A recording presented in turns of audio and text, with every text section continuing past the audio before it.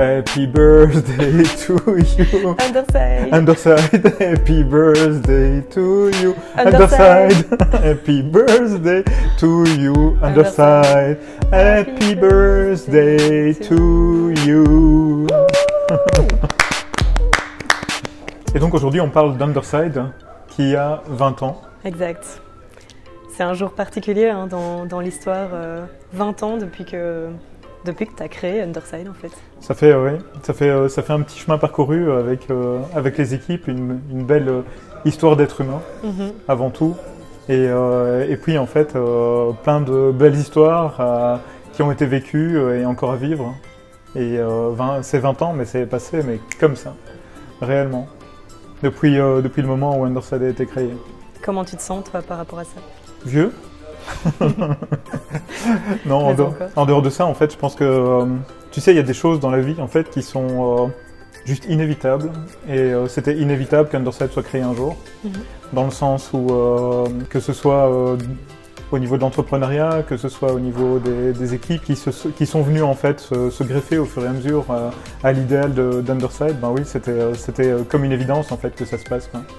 Donc j'aurais pas vu ma vie autrement qu'en tant qu'entrepreneur, que de lancer quelque chose et de lancer quelque chose auquel je crois pertinemment. Quoi. Je conseille vraiment aux gens qui viennent tous les jours à un boulot en fait, sans avoir la vraie conviction profonde qu'ils vont changer les choses, qu'ils vont changer le monde dans le cas d'Underside, en tout cas le rendre meilleur. Je souhaite vraiment à tous ces gens qui trouvent leur mojo un jour, leur leitmotiv dans la vie et qui se consacrent à quelque chose en fait qui leur plaît vraiment quoi.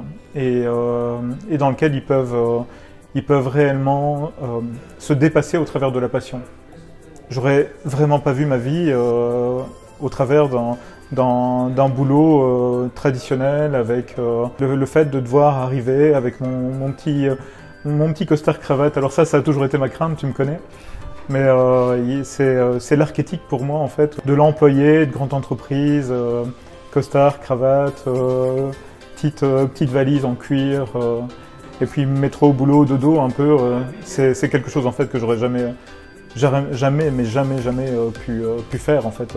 Je serais mort à l'intérieur en fait globalement. Donc c'est en ça qu'Underside ça me paraissait une évidence.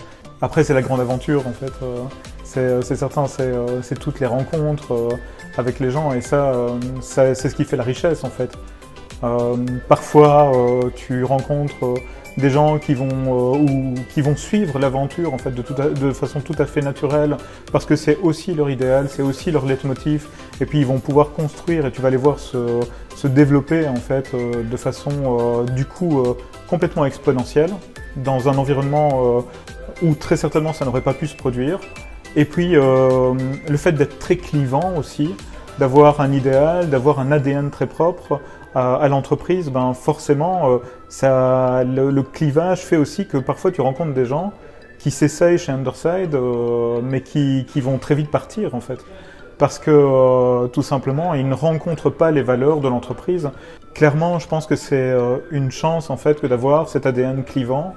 Et de se dire on a des personnalités fortes, Underside a une personnalité forte et du coup ça sélectionne aussi les personnes qui travaillent avec nous et parce que Dieu sait qu'on est très au courant que fonctionner avec des personnes qui ne nous correspondent pas c'est une dépense d'énergie tellement énorme en fait que c'est que par contre, le fait d'avoir des personnes en fait, qui croient en l'idéal, qui partagent les valeurs qui sont peut-être différentes, complètement différentes, mais qui partagent les mêmes valeurs, bah, du coup, en fait, là pour le coup, en fait, c'est absolument pas une dépense d'énergie et c'est même tout le contraire, c'est hyper énergisant, quoi.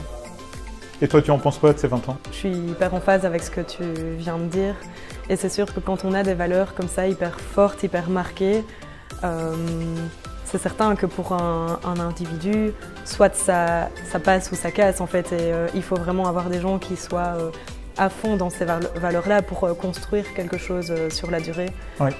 Et ça, c'est hyper gai et hyper valorisant en tant que personne de travailler avec d'autres individus en fait, qui partagent ces valeurs et savoir qu'on va tous dans le même sens. c'est hyper enrichissant humainement.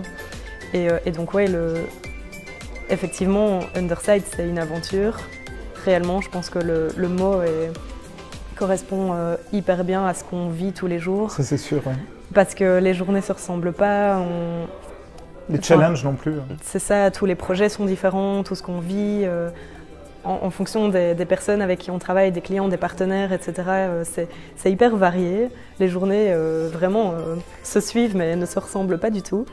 Et donc c'est une aventure, oui, et humaine, clairement, parce que tout est vraiment axé sur l'humain, que ce soit les projets qu'on développe, c'est hyper important pour nous qu'il y ait un pourquoi derrière les projets, et donc les échanges avec les clients, avec les partenaires sont vraiment autour de la thématique d'un pourquoi et autour de l'humain en fait, parce que ce qu'on fait, ce qu'on développe tous les jours, les solutions qu'on propose ont le but d'enrichir les vies humaines, d'enrichir le quotidien des gens. Et du coup, ouais, c'est vraiment deux mots-clés en fait, qui résument hyper bien. C'est une aventure humaine. Puis ça fait 20 ans, c'est dingue de se dire qu'Underside est né en fait, il y a 20 ans. J'ai rejoint l'aventure beaucoup plus tard. Mais qu'est-ce qui s'en est passé des choses déjà en 2 ans et demi. Et ouais, effectivement, on se voit grandir, on se voit évoluer. Tout bouge tellement vite et c'est hyper prenant comme aventure, on est dedans et le temps passe tellement vite en fait parce qu'on s'amuse. Oui, c'est sûr que l'implication elle est primordiale et pour avoir cette implication tu dois déclencher une passion ou en tout cas tu dois avoir une passion et la passion elle est motivée par un objectif qui est l'idéal. Et ça c'est vraiment quelque chose, c'est un cercle vertueux en fait réellement. C'est quelque chose qui, dans des entreprises plus traditionnelles, moins clivantes, n'existe pas en fait. Les gens arrivent pour échanger leur temps contre de l'argent et repartent en fait. Et d'où aussi la difficulté d'arriver avec un modèle qui est complètement clivant en fait. Et que certaines personnes ne comprennent absolument pas en fait. Et certaines personnes qui vont arriver avec un esprit d'employé plus traditionnel, qui vont se dire en fait, moi en fait voilà, ce qui m'intéresse c'est mon package salarial, c'est mes avantages en tant qu'employé, qu'est-ce que je vais avoir, etc., etc. Alors que nous on voit ça comme finalement des dégâts collatéraux à l'implication. C'est-à-dire que Underside, on le dit régulièrement, c'est une méritocratie et c'est quelque chose qui est absolument réel et qu'on pousse, on va pousser et continuer à pousser le concept en fait toujours plus loin. Dans le sens où les personnes qui sont hyper impliquées, finalement, en fait, peuvent avoir beaucoup plus qu'ailleurs. Et par contre, en fait, des personnes moins impliquées chez Underside vont peut-être avoir moins qu'ailleurs. Et mais en ça, en fait, ça crée un écosystème qui se veut, en fait, être plus authentique. Et par son clivage, en fait, qui attire des personnes qui pour moi, en fait, sont bien plus intéressantes que la moyenne des êtres humains, quoi. Et ça, c'est quelque chose que moi je vis au jour le jour parce que quand tu me posais la question, tiens, ça te fait quoi 20 ans dans l'entreprise c'est 20 ans d'entrepreneuriat, c'est 20 ans d'aventure avec les gens et c'est 20 ans de prise de maturité tous les jours grâce aux gens qui m'entourent en fait. C'est parfois aussi un peu égoïste dans le sens où avoir des gens si bien et si impliqués autour de soi, ça nous fait grandir également, quoi. J'arrête pas de le répéter, mais le CEO en fait d'une entreprise comme la nôtre, très certainement doit être le plus grand fan de ses gens. Et deuxièmement, en fait, doit forcément adopter les valeurs à 100%, plus que les adopter, les vivre.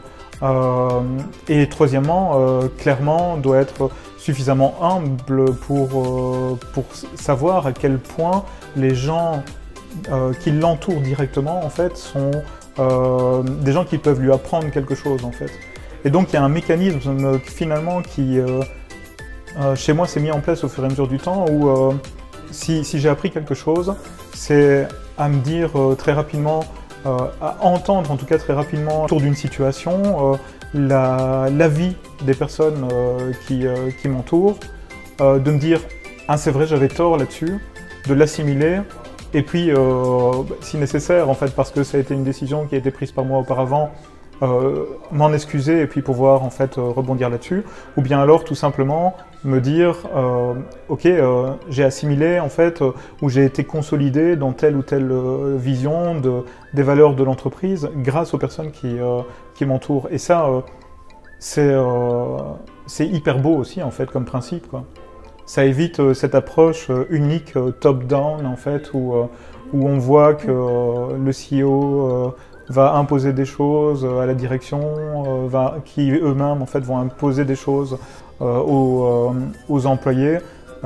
Du coup, c'est clairement quelque chose que nous on n'a pas, qui est encore une fois, et ce sera le mot en fait, qui clive complètement en fait par rapport à ce que d'autres peuvent ressentir, approcher dans d'autres entreprises. Un point hyper marquant aussi dont tu parles et qui me fait penser à ça, c'est que Underside est demandeuse. On se donne tous énormément pour la société, pour l'entreprise. On fait en sorte de la faire évoluer vraiment très fort. Tout bouge super vite, tout change, tout évolue parce que Underside est hyper dynamique et donc le demande. C'était en ça que je voulais exprimer qu'Underside était demandeuse en termes d'énergie parce qu'elle est amenée en fait à avancer, à avoir un modèle hyper alternatif et être hyper différente. Et du coup, ça implique une évolution chez nous en fait, en tant que personne. Et je trouve que c'est hyper marqué. Enfin, moi, je me suis vue évoluer tellement vite en fait. Pendant ces 2 ans et demi, un peu plus chez Underside, je me suis vue grandir en tant que personne grâce à ces interactions humaines, grâce à ces échanges avec des personnes riches et intéressantes. Et ouais, je voulais rebondir en fait sur ce que tu disais parce que effectivement, on évolue tous en même temps qu'Underside en tant qu'humain. On est tous, je pense, des personnes meilleures jour après jour. Oui. Et ouais, c'est hyper gratifiant aussi. C'est certain. En fait, en t'écoutant, Underside, c'est pas juste une entreprise qui génère de l'argent, en fait. Certainement pas, en fait. C'est avant tout, comme tu dis, un ensemble d'individus qui essaient de grandir et qui grandissent ensemble, plutôt pas qui essayent, qui le font, qui grandissent ensemble. Vers un idéal. Ouais. Et comme tu dis, cette approche, en fait, est hyper demandeuse, hyper challenging en fait, et c'est ça qui ne nous laisse finalement aucun repos, ou très peu. Il n'y a pas vraiment un moment où on peut se dire là on va souffler en fait. Enfin si, chacun a ses vacances, etc. Mais malgré tout, il n'y a pas un moment donné où il n'y a pas quelque chose de nouveau qui arrive. Et comme tu dis, ça c'est la résultante de l'ensemble de l'écosystème qu'on représente en fait, qui est hyper vivant, hyper adaptatif, etc., etc. Et donc, quelque part, si on prend conscience en fait de ce que représente cette entreprise qui peut à tout moment changer, se modifier, etc., parfois malgré nous, parfois avec nous, etc., etc., ça nous donne l'opportunité, je pense, en tout cas ça donne l'opportunité à Underside de s'adapter à un contexte, de s'adapter à énormément de situations différentes et donc à être beaucoup plus résiliente en fait. Et je pense que aussi ça permet aux personnes en fait qui portent l'idéal profondément en eux en fait de l'entreprise, cet ADN, de se construire au jour le jour, non pas en fait en sautant d'un job vers un autre, vers une entreprise, vers une autre, etc., etc., comme ça se fait beaucoup aujourd'hui et comme c'est beaucoup à la mode, pour aller chercher 100 € à droite ou à gauche, mais plutôt en fait de pouvoir se dire je me transforme dans l'entreprise, j'ai des opportunités de transformation dans l'entreprise et puis je vais pouvoir finalement changer mon job régulièrement et puis être dans l'évolution, parfois pas dans la révolution, et c'est hyper intéressant, je trouve, comme concept.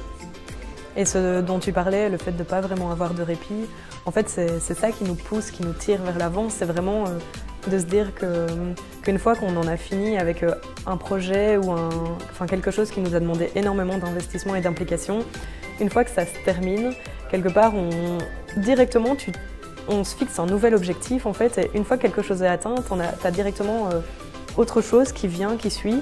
Et c'est en ça qui fait qu'on est toujours...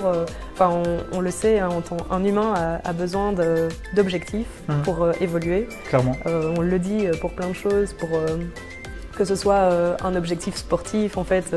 Et c'est... Enfin, moi, je le vis très fort chez moi, personnellement. Si je ne m'inscris pas à une course, par exemple, une course à pied, je cours plus, je m'entraîne plus. Donc, et c'est la même chose en fait dans une société, dans une entreprise. Si on ne se fixe pas des objectifs à atteindre, c'est moins facile en fait d'être tiré toujours vers l'avant.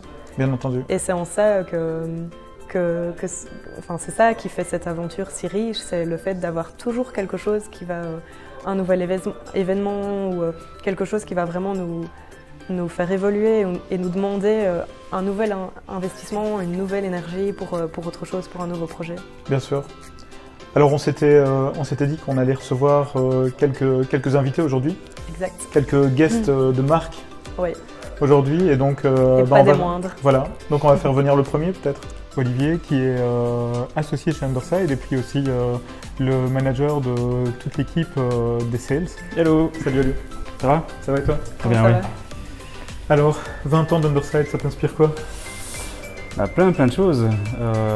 C'est une aventure qui a commencé depuis un petit temps maintenant pour toi, non? Oui, pour moi c'est ma 7e année en fait chez Underside. J'étais fraîchement sorti de l'école, on s'est rencontrés dans une interview assez courte d'ailleurs. C'est vrai? Et puis ça m'avait un peu... C'était comment encore? Je pense que ça n'a pas duré plus d'un quart d'heure, donc je pense que tu avais senti le potentiel en moi à mon avis. Et avec comme objectif de monter un département, ce que je fais au fur et à mesure des années.